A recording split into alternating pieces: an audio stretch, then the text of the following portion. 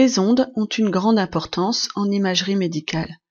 Une onde est un phénomène au cours duquel une perturbation se propage sans transport de matière. À l'aide du dispositif suivant, provoquons une perturbation à l'extrémité d'une corde. Une onde se propage alors horizontalement le long de la corde. Cette propagation se fait bien sans transport de matière, c'est-à-dire sans que chaque point bleu ou rouge de la corde ne se déplace horizontalement. Chaque point de la corde est bien atteint par la perturbation qui se déplace, mais s'il ne se déplace pas lui-même le long de la corde. Suivons le déplacement d'un point de la corde.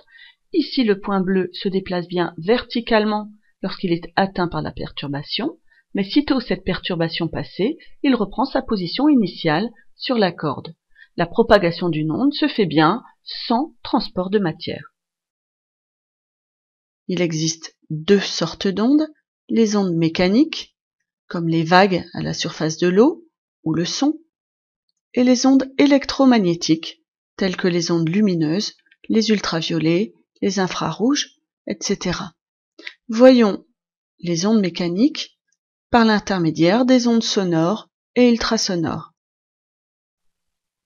À l'aide de l'animation suivante, visualisons un haut-parleur soumis à une tension électrique périodique. Sa membrane vibre et cette vibration se propage de proche en proche, en ligne droite, sans transport de matière, que ce soit dans l'air ou un autre milieu matériel. Lorsqu'un haut-parleur est soumis à une tension électrique périodique, sa membrane vibre. Cette vibration se propage de proche en proche, en ligne droite, sans transport de matière, dans l'air ou dans un autre milieu matériel. Nous savons tous que le son peut se propager dans l'eau ou à travers un mur. Attention, une onde sonore, par contre, ne se propagera pas dans le vide. L'onde sonore émise par le haut-parleur, que l'on qualifiera d'émetteur, est alors reçue par l'oreille, le récepteur. L'oreille humaine est sensible aux ondes sonores dont les fréquences sont comprises entre 20 Hz et 20 000 Hz ou 20 kHz. C'est ce que l'on appelle le domaine des sons audibles. Sous cette barrière inférieure, on trouve les infrasons que l'oreille humaine ne perçoit pas. De la même façon, au-dessus de 20 kHz, nous trouvons les ultrasons que notre oreille n'est pas capable de percevoir non plus.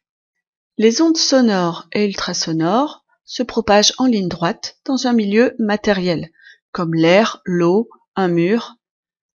Leur vitesse de propagation peut se déterminer à partir de la relation V égale D sur delta T, D étant la distance parcourue par l'onde en mètres, delta T la durée de son parcours en secondes, ce qui nous donne une vitesse en mètres par seconde, également notée mètres seconde moins 1.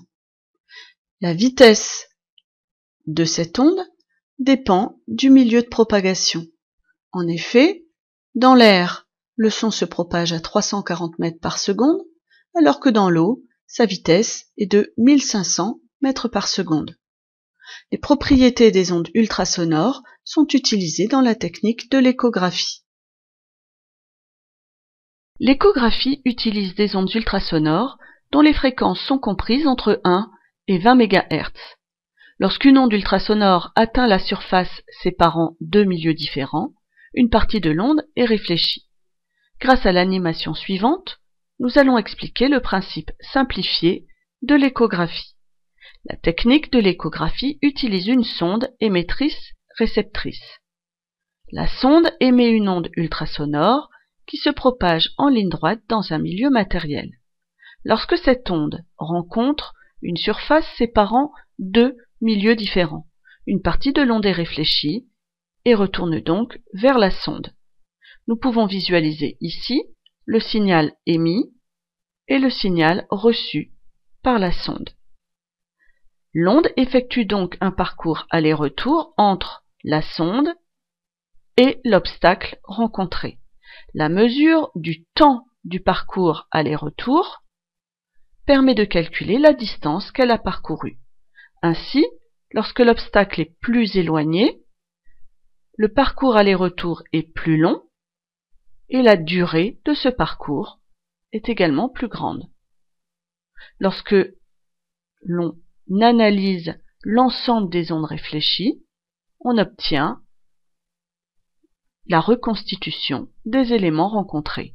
C'est le principe de l'échographie.